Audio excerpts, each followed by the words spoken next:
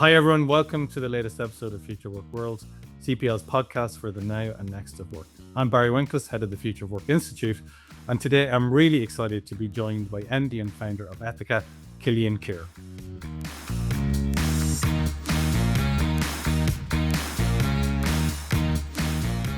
Hello, Cillian. Great to have you on the show. Thank you, Barry. Great to be here. A pleasure. Thank you for having me. Cillian, I'm really interested in, and it's a question I ask all guests. It's how did you go from there to here, right? How do you end up with Ethyca, right? So, a company that's heavily involved in, the trust side in AI, really interesting space. I'm just really interested in your journey. Yeah, for sure.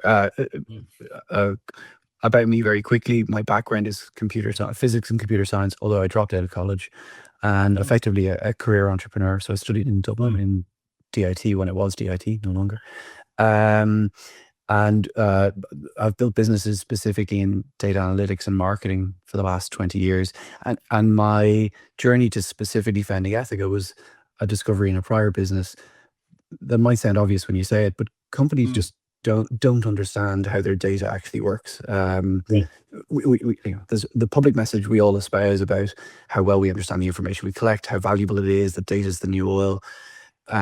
But the privacy laws that emerged in 2018, so like the GDPR, for example, what they really exposed is that most businesses don't really understand their data very well. There's a lack of governance. It's a problem that's been underinvested in. And so when I started Ethyca, we started with privacy as a problem because that's where it was the sort of prescient issue for most companies.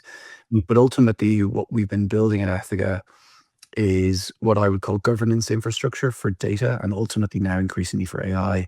And the journey there is because the regulatory universe is getting more and more complex, largely as a result of end users, so consumers, like real people, just humans, concerned about the way data is consumed. And frankly, failures in big tech to do better on behalf of its users. So like it might sound a little altruistic, but the goal at Ethyca was to provide technology that made it effectively almost inexcusable for large businesses to do better for their users and protect the rights of individuals and their data. Right? Yeah, so it's really, so in a way you came from it from directly having these challenges, right? And that challenge then Very much so. because I always think that's right. I always find that it's often when you're in something that you really find those real business problems, that need to be solved. Absolutely. So I think it's interesting. Yeah, it's really interesting that you came on that journey. I'm interested in this idea of trust. Okay, I know it's a big thing that you talk a lot about in your business. When we talk about this idea of trust, right, and trust in data, and then now let's extend it to trust in AI, for people who aren't so familiar with all of the fancy language out there. What do we actually mean? So, what are we talking about when we talk about this thing called trust around it? I think it's a big topic, so I think it's just maybe worth having that conversation. Yeah. Trust in and of itself as a word is a tricky one and probably quite subjective, right? And so what I can speak to is my view on it, and I think philosophically the ones that we hold at Ethyca related to trust as it relates to the product that we offer and the problem we're solving, and then I think what it means for society as it relates to AI. So I think when you say when one says trust, you, me, anyone, it feels like a slightly smushy feeling thing, like something we have a sense of. But like empirically, when you're building technology, particularly on top of data or using AI, it's very measurable. It's ultimately about answerability, right? Like so, the ability to confidently say, I know the data that we used, why we used it, who had access to it, what it was used for, and what decisions it influenced. And again, even that might sound abstract, but it's basically about confidently being able to say, I know what I did with the information that I have, and I can stand behind that and guarantee it, and you can trust me because I can verify that. So much of trust as it relates to the problems of, let's say, privacy or technology in the last 15 or 18 years have been around like creating policies in inverted commas, so writing documents effectively. And the document is something the organization is supposed to learn about and that we all stand by it. And actually, I believe that's a pretty light interpretation of trust. I believe it should be baked into the tools and the technology. So we can say, yes, we have a document that says what we will do, but we've built technology in such a way that we can confidently say it respects those decisions and those commitments we've made. For me, that leads then into the philosophical aspect of what trust means as it relates to AI. I have a very strong personal opinion here. I think that and I don't just mean the last 5 years. I think actually over the last 25 years, big tech has actually done a disservice to the average user, and I include myself in that as a software engineer, right? Like we have every line of code we write has the opportunity to do better on behalf of its users, and if we take shortcuts, it won't deliver that. And I think we've created a deficit of trust for average humans. So what I mean is, like, my parents, we all use tech, but it's a pretty tenuous relationship with it. Like, we have to use it, we feel uncomfortable with it in a lot of ways, and I think that problem is only compounding itself. I think it's the responsibility of the people that build technology, like the product owners, the engineers, the architects, to make technology that engenders trust on behalf of people, because we're asking a lot of people when we ask them for the information. So I do think that's even for saying, yeah, sorry, I didn't mean to speak over there. I'm actually really yes. So there's a couple of really interesting things that's jumping out at me, and it's kind of answering some questions that, we've done some things in AI and some interesting projects and that kind of stuff. I love this idea of, number one, this transparency thing, right? So, in reality, when you look at this value chain, this idea of transparency through each of those key processes is really, really interesting. So I really like that. I also am really interested in that idea of, baking in this idea of trust in terms of everything that you do, because in a way, that sounds to me a lot like a lot of the work we're doing, thinking about leadership as a much more holistic process, right? Thinking at things from not just what you're doing perspective, but from a design perspective, from a societal perspective. And it seems to me what you're saying there is actually, if we think like this, from day one, from ground zero, and we work through that, all kinds of good stuff can happen, right? Is that a fair kind of summation? Because I'm really interested in that idea of you guys thinking like that, from ground zero. I'm really interested in that idea. Yeah. I think if you transpose not the product, but like the philosophy of a healthy business, if you're familiar with, because we've been talking about it a lot recently amongst our management team as we grow very quickly, Patrick Lencioni's book, The Advantage, right? So there's lots to learn in that framework of how you build high performing cultures in an organization. But at its core, effectively the foundation of it is trust, and not because it's a nice word. Basically, in fact, the point he makes in the preface of the book is, you can have the cleverest Ivy League, Harvard graduating, Trinity College, pick a fancy university team assembled to build a great product, and it more often than not will fail if they aren't a well-oiled machine. And in that respect, it starts with very real trust between them to hold each other accountable and to have the psychological safety to work well together. And so, like a horrible oversimplified aphorism, trust is at the heart of everything that you have to do in a business to be successful, I think. Yeah. It's actually really interesting in my own team. I've written a book, actually, it's come out fairly recently, but I talk a lot we have this idea of the band in my own team. They're all members of a band. We all have a key position to play, a key instrument to play. And, in order to play good music, you need an absolute unwavering sense of trust against everybody, good and bad, right? Because you have to have very difficult conversations sometimes. And we didn't want to veer towards the sports, analogy that's kind of overdone. Yeah, we wanted something a little bit more artistic, I was going to say. And I think it's really, really interesting, it's something you're mentioning right there. I do want to talk a little bit about it actually now. You guys have put trust not just at the center of your product, but you put it right at the center in terms of your mission, and in terms by default, within your team. So I'm interested in, you're in scaling mode. I'm interested how that is kind of showing up, in reality. And as a leader, how are you trying to make sure that continuously is part of what you guys are?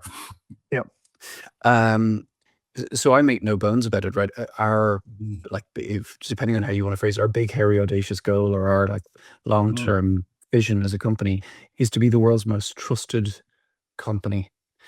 The reason for that is, well, the first thing I'll say is, that is easy to say. It's easy to write. It's very hard to live up to.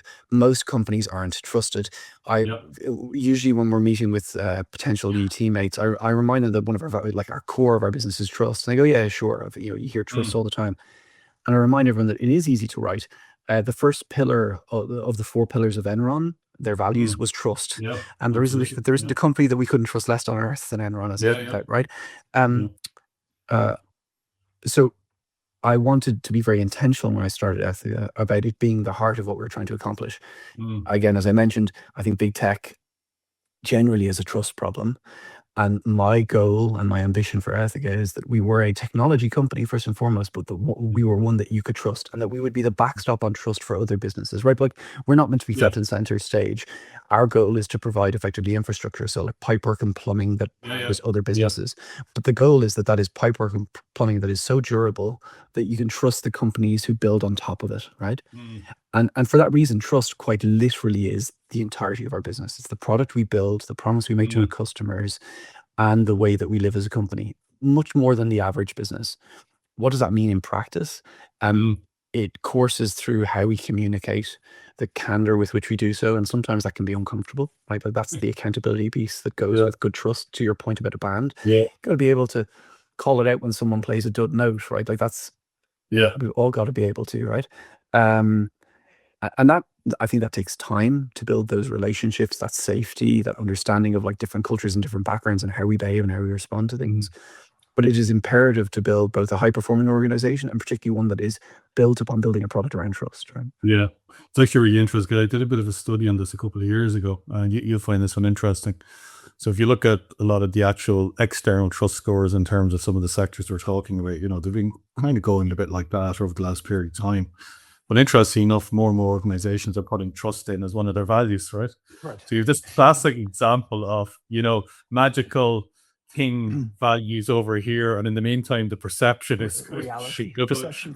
I think that's really interesting. I think it's one of those things that you mentioned it there in as part of your response. People will talk trust and then quickly move past it. Whereas actually, if it actually means something, you'll spend time talking about what that actually means, right? In terms of what your business does and how it helps in your people. I'm interested. I'm always interested when I speak to people like yourself, Cillian. You're kind of at the leading edge of some of this stuff, right? And I'm genuinely interested in looking into the future, right? And I know a lot of people are talking about the impact of AI, the impact of big data, and all these various kind of hot topics at this moment. I'm interested from your perspective on what do you think it looks like, and within that context, what role do you see Ethica playing, to make that future? And I asked that question wisely in a way because I'd also like to add a slightly different angle there and say, let's look at that future through an ethical lens, right? So if we're to do this stuff in the right way, that as you mentioned, harnesses trust, but also embraces people and the right use of technology, what role does Ethica play in that future? Great question. I think to answer that, maybe I might give a personal view on what I think the 10-year horizon looks like. I think in 10 years' time, either on behalf of the business or an individual, not understanding and knowing the data you have about yourself or about people, not understanding it well, will seem just unacceptable, rather like financial services today. Like the idea that you wouldn't know is daft. Or the seatbelt analogy. Like, people don't know the history of the seatbelt, but in the 1950s when it was introduced, it was consumers that railed against it. They're like, I don't want a belt in my car. And now the idea that you get into if you got into a car and it didn't physically have seatbelts in it, you'd get far back out of it because there's nothing wrong with it, right? So I think in 10 years, or you're about to go into a rally, Dodgem rally race or something. Right. Exactly. So I think in 10 years' time, it will just be assumed to be that we will understand and know our data as individuals and as companies. But importantly, not to get too deep thinking, we're at a pretty precarious moment in the world right now between like the I would say the at least commercially speaking, the early advent of AI. AI has been around for ages, but like its impact on industry and what it means for people's roles, and what that looks like for society over the next 10 years, as well as a complicated landscape for media consumption of content, the reality and durability of that, like whether it's verifiably what it should be. And therefore, I think that there's a fork in the road coming for all of us, whether it's in enterprise or as individuals, in the path that we choose as it relates to the world that we want to create, like a lot made of fake news and media and the reality of stuff. And I think we all, as individuals, have a choice that we get to make in the next couple of years around how we treat those decisions and the information that we consume and the information we put in the world. I believe that trust, as it relates to identifying whether a human is a human or a machine's a machine on the other end of a line, a proverbial line in 5 years' time, or the data that we have about somebody is accurate, will be imperative for the world to function safely. And I think we already see the cracks or the fractures where we can't rely on that information today. Yeah. So I think you're right. I think that at the age of opaqueness needs to quickly come to an end, right? Right. Yeah. Right. I think that the fast adoption of AI, the volume of data that's consumed, the speed with which you can generate potentially spurious or inaccurate information, that creates real risks for society on many different levels, right? So I think the 10-year horizon, companies will have to have a real-time understanding of the data they have, the AI that they're using. They'll have to have tools to enforce policies. And so that is to say, they'll be able to make a statement. Here's a promise that I make to you as a human, and here's proof that I can live by that commitment, back to the trust and verify. And the auditability for it. What that means for Ethica is, I believe that we're building the infrastructure, so the underlying, like the foundation tools that enable companies to make those promises to human beings, right? Yeah, no, I like that. It's interesting. I speak a lot about that particular idea of, can our consciousness evolve at the same rate as technological sophistication, and that's why I'm really interested in the role that you guys are playing at the moment. And that idea, I would just really like that idea of, and it's a cack-handed phrase, so apologies in advance, Kieran, but that idea of fully integrated trust, into this idea of the future of information, I think is a really, really interesting, I'm going to say frontier, to be on, because I think some of the stuff that you guys are doing is quite unique. I'm going to turn the lens a little bit internally, Cillian, into your team, if you don't mind. We know that trust is becoming, more and more important. You mentioned it from various perspectives there. I'm interested in your own leadership style. And I'm really interested, Cillian, in what type of culture are you trying to build within the business? What are the principles that you're trying to uphold? And maybe what some of the challenges you're seeing, with all the stuff that comes with scaling a business, right? It's tough to be on top of everything. But I'm really interested in your leadership style now. Has it evolved? Has it changed? And what are you actually trying to build within this organization? So I always like to ask, when you're not in the room, what would you like your people to be speaking like and holding themselves accountable to? Yeah, great question. I think that I know we keep using the word trust at the risk as it becomes overused and loses some of its luster. But at Ethica, my ambition and what we try to work towards is, we're not trying to look over polished. We're busy trying to build something very, very real that matters, I think, to the world and to businesses and to people, right? So that's the focus, is building that successfully. And at the heart of that, I think, are a few things. I'm much more interested in truth over perception and optics, right? So I'm actually always nervous to use the phrase radical candor, because it just feels a bit of a bumper sticker. But like, ultimately, we aim for honesty, like deep honesty in what we say to each other. One of the things that I will say to somebody interviewing at Ethica, if when we're going through that process, I'll say, look, I'm sure you've met with many managers or founders and say, hey, we operate in a high degree of trust. I'll tell you what I think, and you'll get the same from me. But I genuinely emphasize, I almost warn people, you will get nothing but honesty from me. Initially, it'll feel like a trick, insofar as you're like, well, he's like, is this real, or is he? Is this? I'm like, what you see is what you get. But with that comes the unvarnished truth. Back to your band analogy, right? It's, hey, if we miss a note, or if we're not paying attention to our metronome, like, we got to talk about it. We are here to practice. We are here to deliver. And we've all got to be honest with each other. We got to celebrate the wins, sure, but we've got to be frank about the failures so that we can improve every day. So there's like a high degree of directness, I would say. I have a README that describes my habits and behaviors, what makes me grumpy, what makes me perform, what makes me... It's publicly available to everybody in the company. I ask people to write their own one, because my goal is to arrive at a high degree of honesty about who we are, where we came from, the type of people that we are, so that we can do good work together. And my hope is that those internal behaviors of being direct, engendering trust, holds up in the product that we build than externally, if that makes sense, right? I can ask you a question, mirror test moment, right? The fact that you are, you hold a high level of importance to things like honesty and truth. Do you find you're getting that back from your team? Are they holding the mirror back to you as well? Because I always think sometimes that's the ultimate, test is, can they be, radical in their candor to you? Can they be honest to you as well? Have you got to that moment of your key people are having those kind of conversations with you as well? Great question. I think an honest answer, so that I show honesty in even here, is sometimes. I don't think we get it right lots of the time. I think the ambition is to do that. I think like a note of self-recognition is I desperately want for everybody to feel comfortable to not just challenge, but like say that the hard things in a meeting with me one-on-one or in a group setting. And I also understand why that can feel precarious or challenging if you're a member of a team and you've got managers above you. I hope that we create a space that is safe enough for people to do it, but I'm confident we don't get it right all the time. So we keep working at it. I'd say we're 40% success at best.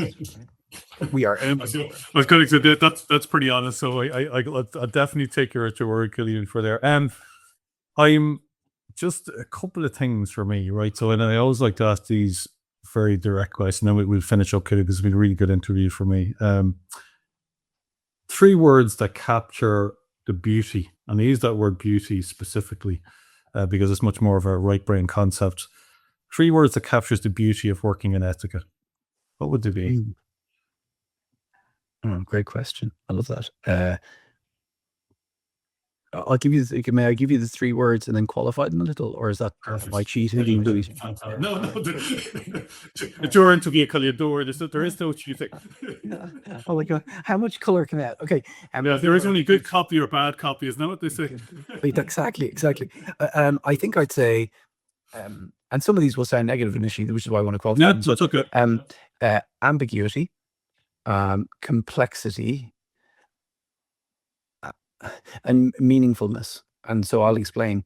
I think early stage companies, and Ethyca like all of them, and yes, we're growing very, very quickly and probably not so early stage anymore. I still think we are, but there's a high degree of ambiguity, right? So if you join a company like an Ethyca, you're expected to swim in a sea of uncertainty. Like that's the whole point. You should thrive on that. Like, you know, caveat joining an early company, you get lots of opportunity and lots of agency to do, but you do that often in an environment of like low clarity, and you need to create that clarity. And if you thrive on that, you'll succeed, right? So I think ambiguity. I think complexity, right? Like there are very, very clever people working at Ethyca on really complicated problems. I could provide you with like our staff research science teams analysis of the performance of LLMs on identifying types of data. Like these are very clever people that come from fascinating backgrounds working on really complicated problems. So it's a high horsepower environment, which makes it really fun. And then it's meaningful. I think we're working on one of the most important problems that we face as we use AI, right? Like if we don't solve this, the machines will win at the risk of saying, man, we're wearing a tinfoil hat.